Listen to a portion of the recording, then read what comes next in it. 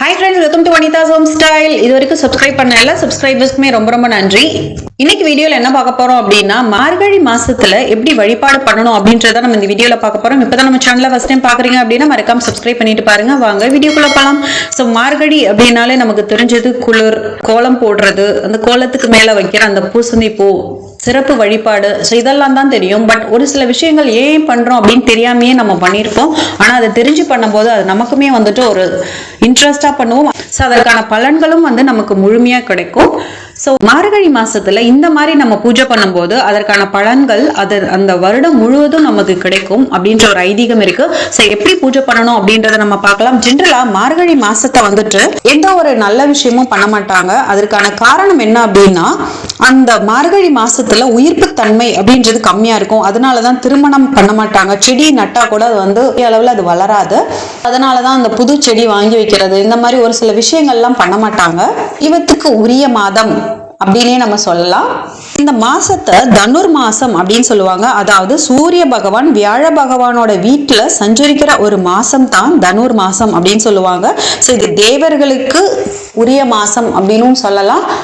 So நமக்கு எப்படி அதிகாலை 4 மணில இருந்து 5:30 மணி வரைக்கும் பிரம்ம முகூர்த்த நேரம் அப்படின்னு நம்ம சொல்றோமோ, அதே மாதிரி தான் தேவர்களுக்குரிய பிரம்ம முகூர்த்த மாதம், அதாவது பிரம்ம முகூர்த்த நேரம் அப்படின்றது தான் இந்த மார்கழி மாசம். இந்த மார்கழி மாசம் முழுக்க தேவர்களோட பிரம்ம முகூர்த்த நேரம். ஸோ இந்த நேரத்துல நம்ம பூஜை பண்றது, அதற்கான பலன்கள் முழுமையா கிடைக்கும். ஸோ அதனாலதான் இந்த மார்கழி மாசம் முழுக்க பிரம்ம முகூர்த்த நேரத்துல எந்திரிச்சு நம்ம இந்த பூஜைகள் பண்ணும்போது கடவுளோட அனுகிரகம் நமக்கு முழுமையா கிடைக்கும்.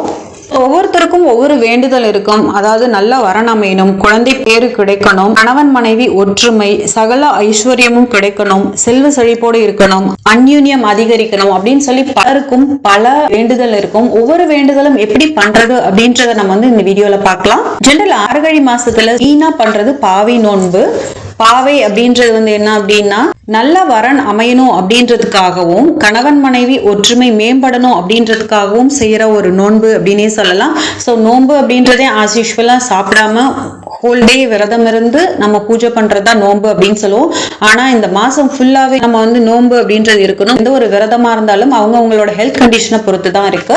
ஸோ இது ஃபுல் மாசமும் கண்டிப்பா விரதம் அப்படின்றது இருக்க முடியாது. அதனால காலையில எழுந்து ஒருவேளையாவது நம்ம நோன்பு இருந்து நம்ம பூஜை பண்றது ரொம்ப சிறப்பானதா இருக்கும். முக்கியமா அதுல வரன் அமையணும் அப்படின்னு நினைக்கிறவங்க, அது பையனா இருந்தாலும் சரி பொண்ணா இருந்தாலும் சரி, இந்த பூஜையை பிரம்ம முகூர்த்த நேரத்துல கண்டிப்பா பண்ணணும். அதிகாலை 4 மணிக்கெல்லாம் நம்ம பூஜையை ஸ்டார்ட் பண்ணிடணும். இந்த நோன்பு துவங்குறதுக்கு முன்னாடி மஞ்சள் சரடு கையில பக்கத்துல இருக்க கோயிலுக்கு போய் வேண்டிட்டு இந்த நோன்பு என்ன வேண்டுதல் இருக்கோ அதை சொல்லி மனசார பிரார்த்தனை பண்ணிட்டு அந்த கயிறை கட்டிட்டு நோன்பை ஸ்டார்ட் பண்ணுவாங்க.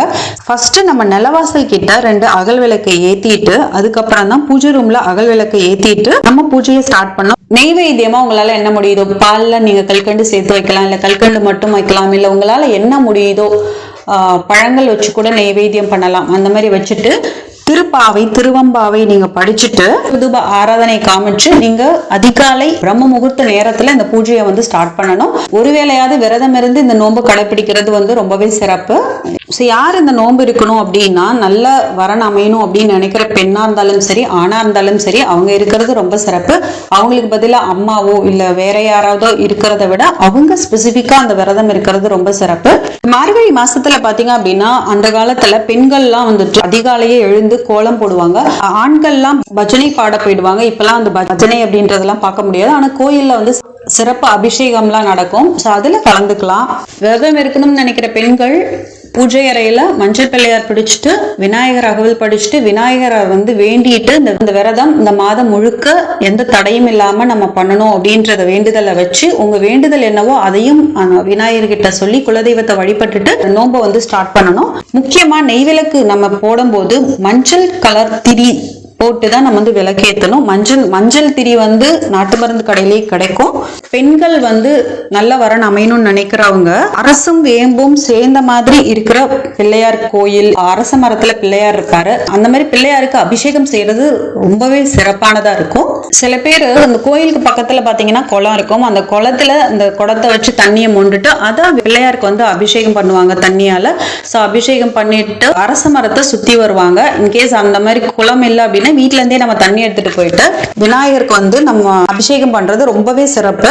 சோ அந்த அபிஷேகம் பண்ணிட்டு 11 முறை நம்ம வந்து அரச மரத்தை சுத்தி வரணும். 11 முறையோ இல்ல 15, 34, 108. சோ இந்த மாதிரி கவுண்ட்ல உங்களால எத்தனை முறை சுத்த முடியுமோ அத்தனை முறை வந்து நீங்க சுத்தலாம். சோ இவ்வளவு கவுண்ட் தான் நீங்க சுத்தணும் அப்படின்ட்டுல உங்களால முடிஞ்ச அளவுக்கு தான் எதுவா இருந்தாலும் செய்யணும். சோ இந்த மாதிரி சுத்தி வந்துட்டு நம்ம வேண்டுதலை வந்துட்டு நம்ம சொல்லி வேண்டிட்டு வந்தோம் அப்படின்னா அந்த மந்த் முடிஞ்சிட்டு அடுத்தது தை பிறந்தா வழி பிறக்கும் அப்படின்னு சொல்லுவாங்கல்ல, அதுக்குள்ளவே நல்லா வரணும். இல்ல உங்க வேண்டுதல் என்னவோ அதுக்கான ஒரு பாசிட்டிவான விஷயம் கண்டிப்பா நடக்கும். முக்கியமான விஷயம் நம்பிக்கையோட செய்யணும். அதே மாதிரி சகல செல்வங்களும் கிடைக்கணும் அப்படின்னா பிரம்ம முகூர்த்த நேரத்துல நம்ம ஆஸ் யூஷுவலா நிலவாசல்ல விளக்கேத்திட்டு பூஜை ரூம்லயும் விளக்கேத்திட்டு கோயில்ல சிறப்பு அபிஷேகங்கள் பண்ணுவாங்க. அந்த அபிஷேகத்தை பாக்குறது ரொம்பவே சிறப்பு. உங்களால முடிஞ்சிச்சு அப்படின்னா அபிஷேகத்துக்குரிய பொருட்கள் வந்து வாங்கி தரது ரொம்பவே சிறப்பு. சோ இந்த மாதிரி நம்ம செய்யும் போது சகல செல்வங்களும் கிடைக்கும் அப்படின்ற ஒரு ஐதீகம் இருக்கு. நீங்க பால் அப்படி இல்லைன்னா தயிர் உங்களால என்ன பொருட்கள் வாங்க முடியுதோ அந்த மாதிரி நீங்க வாங்கி தரது ரொம்ப சிறப்பு. முக்கியமா எந்த ஒரு வழிபாடா இருந்தாலும் அன்னதானம் அப்படின்றது வந்து ஒரு கம்பல்சரியா செய்யணும். வந்துட்டு ரொம்பவே ஒரு சிறப்பான ஒரு விஷயம். உங்களால முடிஞ்ச 5 பேத்துக்கோ இல்ல 3 பேத்துக்கோ இல்ல 1 பேத்துக்காவது சாப்பாடு வாங்கி கொடுக்கறது ரொம்ப சிறப்பு. இன்கேஸ் அந்த மாதிரி பண்ண முடியல அப்படின்னாலும் வீட்டுல வந்துட்டு நம்ம சக்கரை பொங்கல் இல்ல வெண்பொங்கல் இல்லைன்னா கொண்டக்கடலை ஊற வச்சு எடுத்துக்கொண்டு போய் கோயில்ல கொடுத்தோம்னா அங்க நெய்வேத்தியம் பண்ணிட்டு அதை கொடுப்பாங்க. அதான் அந்த கோயிலுக்கு வர பக்தர்களுக்கு வந்து நம்ம பிரசாதமா கொடுக்கலாம். இதுவுமே ரொம்பவே சிறப்பான ஒரு விஷயம். இந்த மாதிரி செய்யறதுனால அன்ன தத்ரியம் அப்படின்றதே வராது. அஷ்டலட்சுமியோட அருள் நமக்கு முழுமையா கிடைக்கும் அப்படின்றதுனாலதான் இந்த அன்னதானம் அப்படின்றது பண்றாங்க.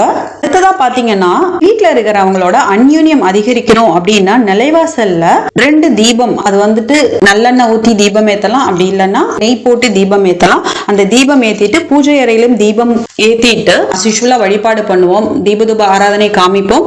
சாம்பிராணி அப்படின்றது போட்டு வீட்டே வந்து தெய்வீக மனம் கமழ்ற மாதிரி நம்ம செஞ்சோம் அப்படின்னா மகிழ்ச்சி அப்படின்றது நிலைத்து நிற்கும் அப்படின்ற ஒரு ஐதீகம் இருக்கு. இது எல்லாமே வந்துட்டு நம்ம சந்தோஷமா இருக்கிறதுக்கும் நிம்மதியா மகிழ்ச்சியா இருக்கிறதுக்காகவும் செய்யறோம். முக்கியமா நம்ம செய்ய வேண்டியது பிரம்ம முகூர்த்த நேரத்துல செய்யறது தான் ரொம்ப சிறப்பு. இத மார்கழி மாசம் முழுவதும் நம்ம செஞ்சுட்டு வரதுனால இறைவனோட அருள் நமக்கு முழுமையா கிடைக்கும். எப்பயுமே நம்ம செய்யற பூஜையை விட மார்கழி மாசத்துல செய்யற பூஜைக்கு பலன்கள் வந்து அதிகம். தேவர்கள் அஷ்ட தேவதைகள் இவங்களோட அருள்லாம் நமக்கு முழுமையா கிடைக்கும். அதனால மார்கழி மாசத்தை தவற விடாம மார்கழி பூஜை பண்ணுங்க. கடவுளோட அருள் அனைவருக்கும் முழுமையா கிடைக்கணும் அப்படின்னு சொல்லி இந்த பதிவை நான் நிறைவு செஞ்சுக்கிறேன். உங்களுக்கு இந்த வீடியோ பிடிச்சிருந்துச்சு அப்படின்னா லைக் பண்ணுங்க, கமெண்ட் பண்ணுங்க, உங்க ஃப்ரெண்ட்ஸோட ஷேர் பண்ணிக்கோங்க. மறக்காம நம்ம சேனலுக்கு சப்ஸ்கிரைப் பண்ணி சப்போர்ட் பண்ணுங்க. நன்றி.